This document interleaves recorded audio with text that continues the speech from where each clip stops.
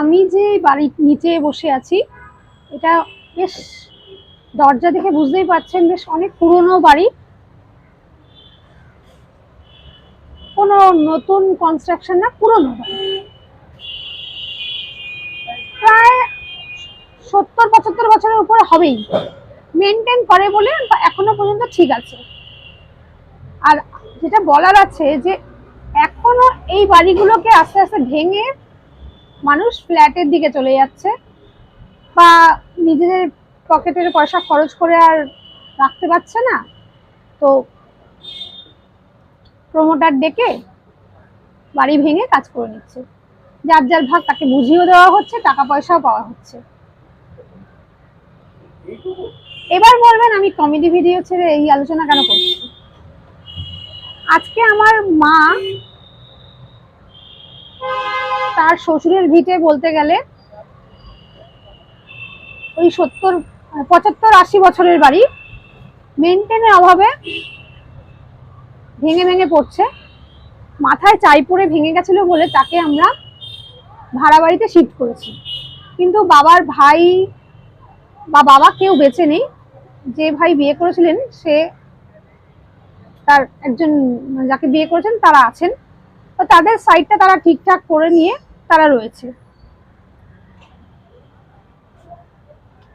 সব পরিবারেই একজন দুজন করে না জমি খেকো বা ভূমিদস্যু পাওয়া যায়। এই ভূমিদস্যুরাই কিন্তু অর্ধেক জীবন এই আমার জমি, আমার জমি, আমার জমি, আমার দেওয়াল, আমার এই, আমার সেই, আমার ওই, আমার সেই, তোদের কিছু না, আমার এটা, আমার এটা, আমার আমার করতে করতে অর্ধেকটা মানুষের জীবন নষ্ট করে দেয়। আর চেষ্টা করে নিজেরাই ভোগ করব, ভোগ, ভোগ মানে ভোগ, আর অন্য কাউকে ভোগ করতে দেব না।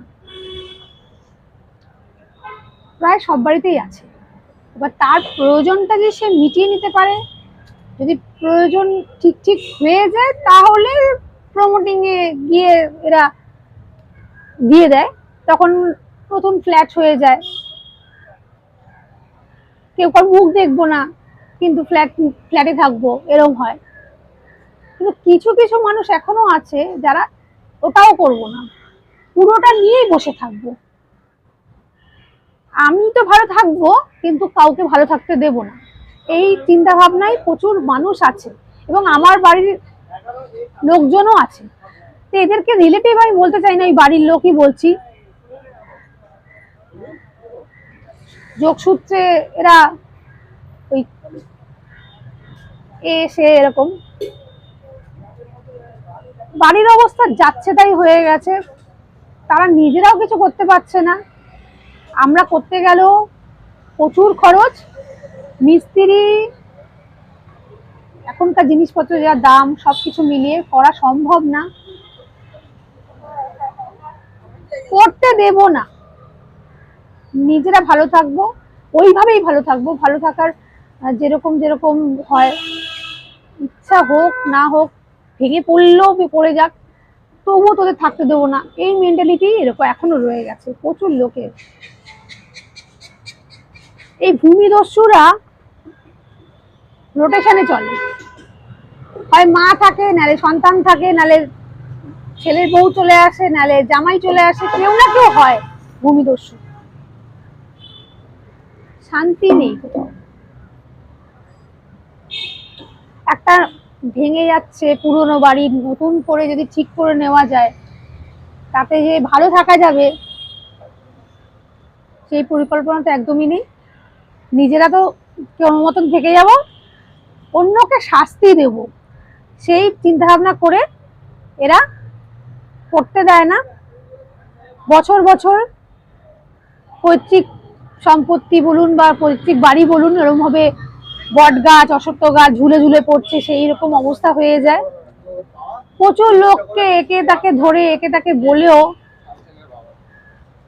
কোনো কাজই হয় না। ডিপ্রেশন চলে আসে।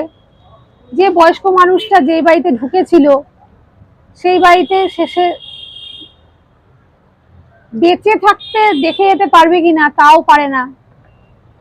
যেমন আমার বাবা দেখে যেতে পারলেন না, এবং নিজের বাড়িতেও মারা গেলেন না, উনি ভাড়া বাড়িতে মারা গেলেন। তার একটা কষ্ট নিয়ে তো সে চলে গেলেন, সেটা কষ্ট আমার মা পাচ্ছে, এখনো আমরাও পাচ্ছি। তো যেটা বলার যে ভূমিদস্যু নিয়ে কিন্তু সব বাড়িতেই কম বেশি আছে এবং এরা রোটেশনে চলে। ভাব দেখায় কত ভালো, কিন্তু মনের ভিতর কিন্তু বিষ এই ভূমিদস্যুদের।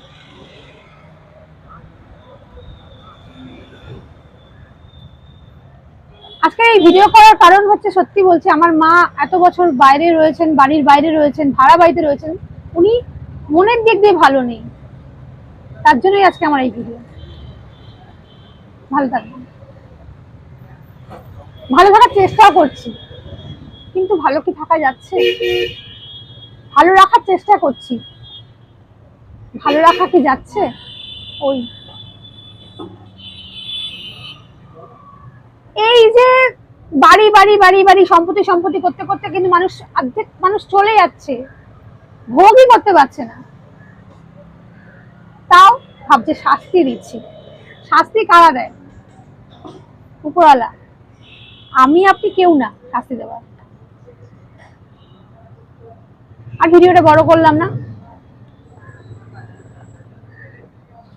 এরকম ভূমি দস্যু বাড়িতে থাকলে অবশ্যই কমেন্টস করে লিখবেন।